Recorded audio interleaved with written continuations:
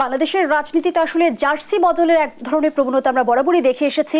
সেই সুযোগে আসলে আমরা পরাজিত শক্তির দোসরদের কথা যে বলছি, তারা আবার পুনর্বাসিত হবার একটা আশঙ্কা তৈরি হয় কিনা?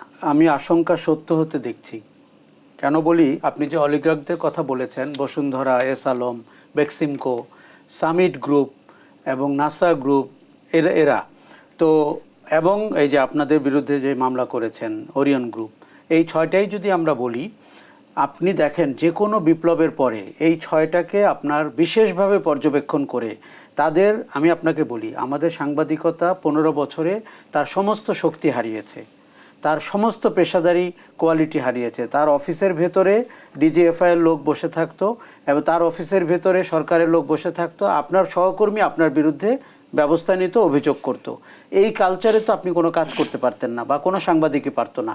কাজেই এই যে 6টি অলিগার্কের কথা আমরা বললাম, যারা গত 15 বছরে ফুলে ফেপে উঠেছে এবং তাদের গ্রোথ দেখলে আপনি বুঝতে পারবেন সরকার কত বেপরোয়াভাবে তাদেরকে সহযোগিতা করেছে। সামিটের কথা বলি, সামিট সিঙ্গাপুরের শীর্ষ ধনী হয়, সে বাংলাদেশ থেকে একটি টাকাও বৈধ পথে নেয়নি। কাজে সে কী করে টাকা নিয়েছে, এই প্রশ্নের উত্তর শেখ হাসিনা দিবেন না।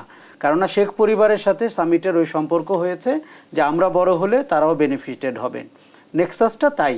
কাজে আপনি আজকে একটা টেলিভিশন বা একটা পত্রিকা সাংবাদিকতা করলো, ওরিয়ন গ্রুপ সম্পর্কে লিখলো, এটি আপনি মনে করেন সাগরে একটি ফোঁটা বিন্দু আপনি ফেললেন।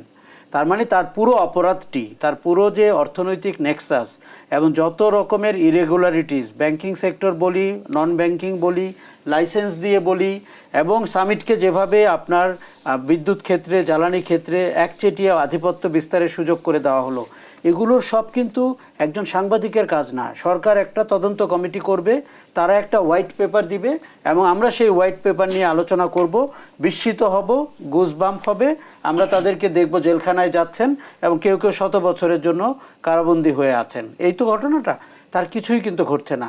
সরকারটি কি আসলে পুনর্বাসনের সরকার? আমার তো সরকারকে একটা করুণ জার্নিতে যাচ্ছে বলে মনে হচ্ছে। কারণ তারা পুনর্বাসন করছেন ওবায়দুল কাদেরের মতো রাজনীতিবিদদের, তারা পুনর্বাসন করতে চাচ্ছেন সামিটের মতো ব্যবসায়ীদেরকে। সামিটের ব্যাপারে দেখুন কোথাও কোনো কথা নেই, এমনকি প্রধানতম দৈনিকগুলো সামিট তাদের ট্রাস্টি বোর্ডের সদস্য, এই কারণে আজিজ খান, সেই কারণে আমরা কোনো ইনভেস্টিগেটিভ রিপোর্ট দেখছি না। কাজে আমরা কিন্তু কাউকে কাউকে মুখ চেনে ছাড় দিচ্ছি, এবং কাদেরকে দিচ্ছি? যারা সবচাইতে বড় অপরাধের সাথে যুক্ত ছিল, অর্থনৈতিক অপরাধ, রাজনৈতিক অপরাধের সাথে। কিন্তু লোক দেখানো গ্রেফতার কাকে করছি? সুনামগঞ্জে গ্রামের বাড়িতে যে মন্ত্রীটি বসেছিলেন, পরিকল্পনা মন্ত্রী মান্নান, যাকে আমরা এই ফ্যাসিজমের মধ্যেও একটা ভালো লোক পেয়েছিলাম, তাকে আমরা গ্রেফতার করছি।